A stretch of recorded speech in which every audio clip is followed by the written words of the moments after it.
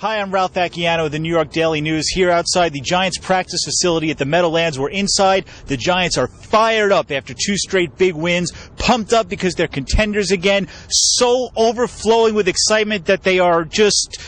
Oh, I can't even fake it. It's the Detroit Lions coming to town. It is a matchup that absolutely nobody cares about. This team has lost 23 straight games on the road, one short of their own NFL record. If the Giants lose this, it's going to be a disaster. Well, our season's been up and down. We came off two big wins against Chicago and Houston, and just Detroit Lions. Everything Detroit Lions, but they're a good team. They definitely shouldn't be 1-4 right now, but they are. And they're coming off a win. They're going to be building off that, and we're coming off 2 wins. So we got to get this thing going into this bye week, get these last couple of wins out the way, get refreshed, and get ready for this long haul.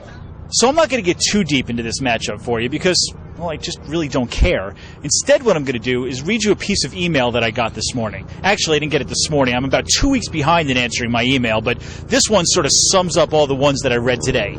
It says, "Dear moron, the Giants," the moron's me, by the way, "Giants stink, Tom Coughlin is a bozo, they need to clean house, the players are a disgrace, Jerry Reese is an idiot, and so are you. Sincerely, a big fan. And by the way, love your work." This pretty much sums up the way Giants fans were feeling 2 weeks ago when this team was an absolute disaster in everybody's eyes.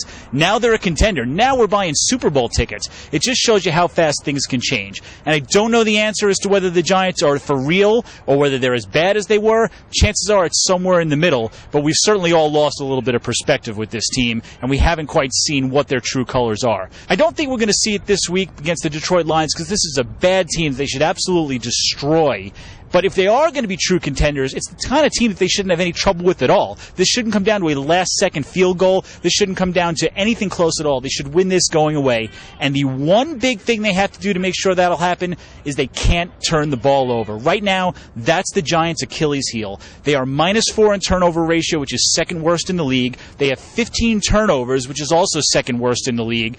And Eli Manning has thrown 8 interceptions, which is a staggering number through 5 games this season. They have to cut that down because if they give any gifts to the Detroit Lions, that's a team that can certainly take advantage of any opportunities they have. They shouldn't get those opportunities. They shouldn't beat the Giants, but the Giants certainly have it in them to gift wrap a win to their opponent. We've seen that before. We'll find out this weekend, of course, whether they'll do that again. Make sure you tune into the blue screen for the entire full coverage of the Giants game against the Detroit Lions, and we'll be back next week to see whether we're back on Bill Cowher watch or whether we're buying Super Bowl tickets again. And by the way, thanks for the emails.